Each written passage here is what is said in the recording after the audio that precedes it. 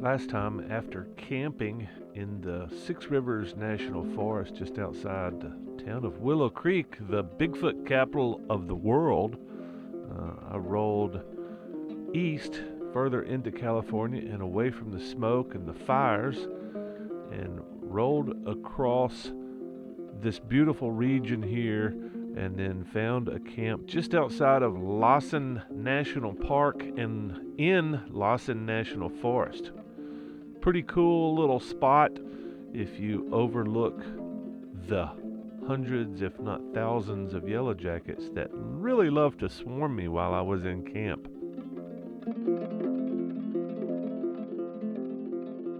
Sitting here finishing my breakfast and coffee by camp and enjoying the hordes, the hundreds of yellow jackets that I've discovered in my camp. Something about water that they like, probably because it's so dry in this California forest, but also I think they like heat. I'm not sure the physics of what attracts yellow jackets, but it's probably got something to do with infrared light. Because when I came in yesterday, I noticed all the bees just kind of swarmed to the motorcycle, and it just kind of blew my mind. You can see how many. I don't know if you can see it. You would think they would all be in that bowl of soup, but I think they're a lot more attracted to the water than anything else. But yeah, on my motorcycle yesterday was probably 50 to 100 yellow jackets swarming around, if not sitting on the bike itself. And here is a sock that I used to wipe down yesterday, and it's full of water, and they really like that. There should be a bunch of yellow jackets on that pretty soon. But yeah, I was just thinking. I just had a conversation with Keith, texting back and forth, and he was wanting to know where I was going to be. And sadly, I was telling him, man, I'm thinking about going back. It is the end of August. It is the 29th. I mean, I'd only planned to stay out another 6 weeks, but my maintenance issues are stacking up. I'm going to put the third tire on the rear here shortly. I don't think I've got another 500 miles out of that one. It went a lot faster than I thought, but I thought might be able to make it home on 2 sets of tires. But it looks like it's going to be at least a third tire for the rear. So maintenance issues. Lots of maintenance issues. I've got funny sounds coming from the motorcycle, which means probably valves, cam chain. I need some place that's dry, secure, and some place that maybe I have some extra tools. And I need shims for my valve adjustment. I'm pretty sure I don't know this motorcycle because I've only had it a few months. But anyway, so I got lots of maintenance issues. I need brakes. I need all kinds of things to do with this motorcycle. And on top of that, I keep dropping the bike, so I've got all kinds of broken stuff on here. I can fix most of it out here in the woods, but it's just all kind of stacking up. I hurt my back picking up the bike a couple of times. I'm getting a little bit discouraged with the campsites that I'm finding now because, Colorado, Utah, Montana, Idaho, I'm very familiar with. California, I don't know, it just seems like everything seems like it's becoming harder. And it should be becoming easier as I get more proficient with it. And I am, just finding a place to camp is not the issue. I can find a place to hang my hammock. But then it's kind of that rote routine of supplies and this, and I want to cook. I want to be healthy, and I'm just eating crap. I had planned on getting stop drinking beer, stop drinking, period, and start eating healthier, lose some weight before I go back home. But it's kind of this snowball of, man, I've had a rough day. I need a beer. man, everything didn't go exactly as I planned. I need a beer. And it seems like it's becoming more stressful almost than it is um, enjoyment. I'm still learning things, but it's also I'm learning things that maybe I don't want to know. Maybe that's the problem. I don't know. I need a week somewhere that's perfect. If I could find a place that's perfect, and the hell, this place is not that bad. Other than the bees, I've got internet. Not consistent, but I've got internet. I've got a village close by, a very small village with a library that's closed on Sunday, or that's open on Sunday and closed on Monday and Tuesday. That's the weirdest thing I've ever seen, and this is the closest to a really good spot I've had in a while. So, well, no. I guess the one outside of Florence is not that bad. It's just, yeah, I probably should have stayed in Florence. Anyway, yeah, if I'd have stayed in Florence, well, I couldn't stay in Florence. I had to go south to get my package. But anyway, I'm struggling with. I want to say keeping up with the day to day, but it's really not the day to day. I gotta have something to do. I can't just sit around. So having things to do is part of, making. I mean, the thing that it's the hardest thing for me to imagine, just sitting around in the woods all day long, not doing anything. You know, build a shelter, carve something out of some wood, uh, pick up some trash. There's all kinds of things you can do. So it's not the day to day drudgery. Yeah, I don't know what it is. It's probably just some mild depression. I probably need to quit drinking. I probably need to smoke some weed while I'm out here in California. Yeah, I don't know what's going on in my head, but yeah, I've been thinking it for the last couple of days, mainly because my back is hurting, mainly because my motorcycle's making noise. It's gonna catch fire soon if I don't do something. I mean, figuratively, gonna catch fire. Uh, but yeah, I'm just kind of struggling with the whole being on the road thing. And I'm better than that. I don't know why I'm having such a hard time this week and why it hasn't popped up before. I knew I was going to have repairs. I knew maintenance was going to be an issue. I knew all these things. None of this should be a shock. Anyway, maybe it's just the bees. The bees are annoying as fuck. But it's also a good thing where it's a good lesson because some people freak out with bees.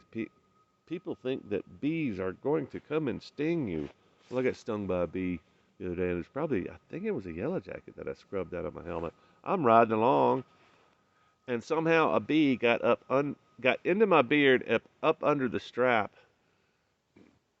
and I moved the strap. I think I've just felt something there, and I moved the strap, and I thought I got a hair hung in the strap because it felt like it pulled. I was like, ah. Wow, and I moved it, I scrubbed it like that, and I got stung right then. So he was probably stinging me before, but he started stinging the shit out of me. Anyway, I'm rolling down the road at 70 miles an hour in the twisties, and I'm getting stung by a damn bee. I'm like, fuck, fuck, fuck, fuck. So I pulled over, got the dead bee out of my helmet. Yeah, but the lesson here is if you don't fuck with bees, most of them they're not going to sting you. So a lot of people get all frustrated like there's a bee hanging just below the camera lens. Anyway, I hope y'all can see these bees. They're annoying. They're just like any other kind of flying insect. They're buzzing around you. At least they're not trying to fly in my eyes, and they're not trying to suck my blood. There's some mosquitoes out here, but they're tiny, so I think they're too small to actually do any damage. But the lesson with bees, trying to just finish my coffee, so I'm having struggling with words. The lesson with bees is don't fuck with them and they won't fuck with you. In general. I mean, if you step in a nest, you start fucking with their nest, they're going to sting the shit out of you. And I think that's what people think about is, oh, I got stung that time. I got stung 15 times. Well, you were fucking with them. Like I'm sitting here not fucking with them. I mean, I shoo them. Like I was eating the soup and they wanted to get into my soup. I shoo them and they kind of leave me alone for a little bit. They get in my coffee, try to drink my coffee. I shoo them. But I'm not trying to kill them. And I'm not getting stung. Driving down the highway 70 miles an hour, hitting them with your beard, that's fucking with them. So don't hit them with your beard. I'm probably going to go into town here shortly, uh, get some power. That's probably the big thing today.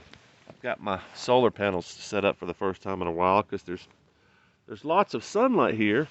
It's very sunny because there's no rain. It's very dry in this part of California, but uh, I don't think it's going to be fast enough to catch up to me. I've got a lot of work I need to do today and tomorrow while the library's closed Mondays and Tuesdays. I've seen it closed on Sundays and Mondays, but I've never seen it open on Sundays. I've never seen a library since I've been on this trip. Never seen a library open on Sundays and closed on Mondays and Tuesdays. It's weird. Today I'm going to talk about and show you how to use JB Weld. I've been using it since shortly after I started riding motorcycles in the, golly, what was that, early 80s. But I use it mostly because I break shit, and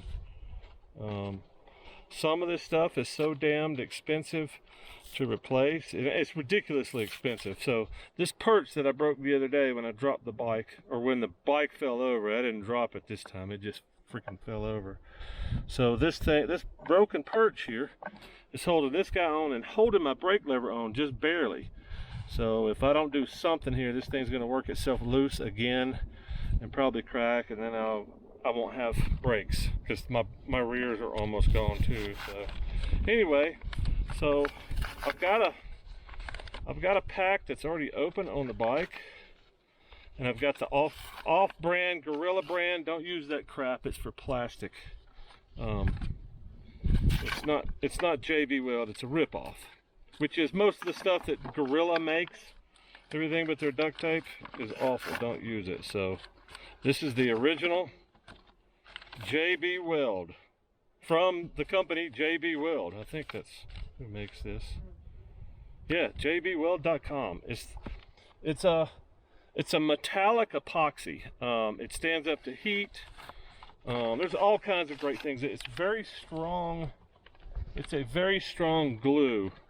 It's not quite as good as welding, but you know, to have somebody weld this back for me would probably cost me $100 because they got to get set up and they got to, you know.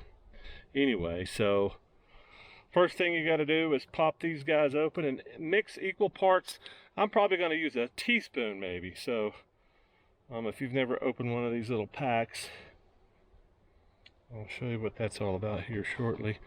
I'm hoping you're getting the bee situation, the yellow jackets flying around me. I want to say they're not bothering me, but they are. They're very pesky, getting in my face and all that business. But once they figure out I don't have whatever the hell they're looking for, they kind of go elsewhere, but elsewhere is still within my vicinity, so they're just pesky, man. But, you know, I say don't bother them and they won't bother you. Well, they're bothering me. They're just not stinging me, so. But they're all over me, just not in my face right now. So they have a little puncture thing in here, and it's got a little aluminum thing that's easily punctured. And this stuff is really messy, so be careful with it. And I got approximately equal parts. And just make sure you get these lids on tight because they'll leak and they'll make a really big mess. Ask me how I know. Ask me how I know and I'll tell you. So equal parts, kind of equal parts. Stir them together. I mean, that's pretty close. Stir them together till they're kind of blackish gray. Just make sure it's really stirred together well. It's an epoxy, but it's metallic. It'll stand up to very high temperatures. I'm not really sure what the limit on the temperature is, but it's probably pretty high. First time I used it was on a broken crankcase on an old 750 that a chain came loose, or it broke, and the chain went around the counter sprocket and pushed its way into my crankcase. And you know, at that time that was a, I don't know, 5-year-old motorcycle. It was worth a few pennies, but it would have cost me easily $1,000 to get a new case for it, and then on top of that, it would have cost me whatever. I didn't know that much about working on bikes back then, so I probably would have had to pay somebody to help me with it. But all that would have cost me a lot of money. So I said, well, let me try this JB Weld. Somebody mentioned JB Weld, and I was like, well, let me try that out. And I used it, and I glued, I don't know, 10 pieces of crankcase back together, and it worked. And worked till I actually wound up giving the bike away a decade or so later. So, but I didn't feel good about selling it, so some guy wanted it, and I told him what was going on with it. He's, oh, I don't care, I can get it running. I was like, okay, cool. Hope he didn't sell it to some sucker, because that would suck. Anyway, so I'm gonna coat what I can see, and probably most likely I'm gonna have to cut this thing off because the threads are going in here. But what I'm gonna do now is I'm gonna put this thing, place it on top where I think it should probably be pretty close to where it should be, and then I'll bolt the thing up, and then I'm gonna spread the rest on top of it there. That's the theory.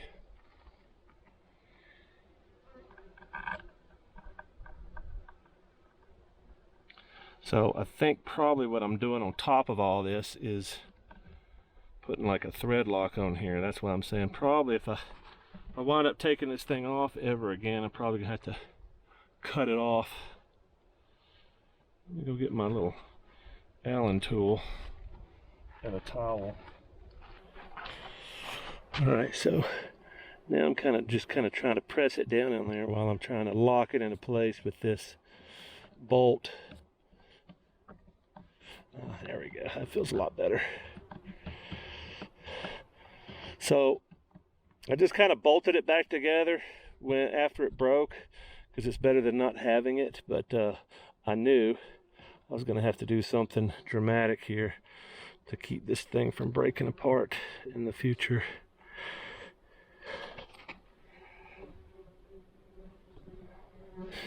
So now I'm just going to go back in there and spread the rest of what I have on here on top, kind of reinforce it a little bit as best I can. It's not going to be pretty, but hopefully it's going to give a little bit more support than what it's got now. I'm hoping most of the impact is going to come from the glue that's sitting in there between the joints, but anything on the outside is not going to hurt, I hope. So again, I think I talked about this before, is compression strength versus shear strength. There's not a lot of shear strength in this connection, which is why it's still holding on after just kind of bolting it on the other day, but hoping that any kind of shear strength that comes along will be negated by a little bit of JB Weld. And then just clean the mess up that you made as best you can. And then just kind of cross your fingers. And that's what I'm going to do. Takes about 24 hours to cure. Sets up in about, I don't know, 8 to 10 hours. Guess it really depends on temperature and all that, but there you have it. Shingletown, California. Just outside Lassen National Park, the volcanic park. It's very pretty up there. The library is closed today, but they have a power outlet and a place for me to sit. This may be one of the nicest. It's probably in the top 5 of well, I'm thinking 2 other really nice places. But this town is tiny and it's got a library, which is pretty cool. I mean, there's, I don't know, 200 residents around here, maybe. They've got a Dollar General, which is kind of cool. You can get most of the supplies that you need from there. In fact, I just bought a small extension cord that I can plug that thing into and not be in the sun. It's hot out here in the sun, but it's cool enough in the shade. And of course, they've got shade here. I don't know what their internet is like because I don't know. They've got a it's password protected, encrypted, which is a good idea. It's like only the ones that are closed have encrypted internet. Everybody else is just, I can sit outside all day long and surf, but they're usually open when I'm here. This is really weird, Monday and Tuesday being closed. Anyway, might be a little bit nicer being inside. It would certainly be a lot more quiet because it's very loud here. But I'm just editing video, got my little earbuds in, so most of the sound is gone. Yeah, it's a nice little spot. Kind of getting bored and frustrated with editing video. That seems like the major thing I do. That and trying to duct tape the bike back together every time I break something. So that's what I'm gonna do when I go back to camp. I had no battery charge. Battery pack was half dead. Laptop was almost completely dead, so couldn't do anything at camp. But yeah, probably what I'll do is get everything charged up here, do what I can editing wise, finish up some other work, and then head back to camp, take a shower. Yeah, I don't know. Probably need to get some supplies. Get something other than junk food, maybe at this other store. Dollar General has fresh food at some of their stores, but they don't have much fresh food at all, unless it's cold. But there's a Chevron over here. I think they've got like a small market. We'll see what they've got. Maybe something fresh and food-like. Just finished a microwave burrito, which was delicious. It was pretty good actually for $4. The restaurant over here is closed. There's really nothing in this little town of Old Station. I asked the cashier what this was all about. She's not from here, so she didn't know the history. Anyway, I got here. Was gonna fill up with gas and felt my back pocket. It's like, oh crap, my wallet. Where could it be? And immediately I was like, it's in my hammock. It's in the pocket of my hammock. I rolled it up this morning. Anyway, so I had to unroll all this. The hammock's in that orange bag. Not quite at the very bottom, but might as well be. So I'm headed southeast towards, I think, Reno. I gotta get a new tire. It's time.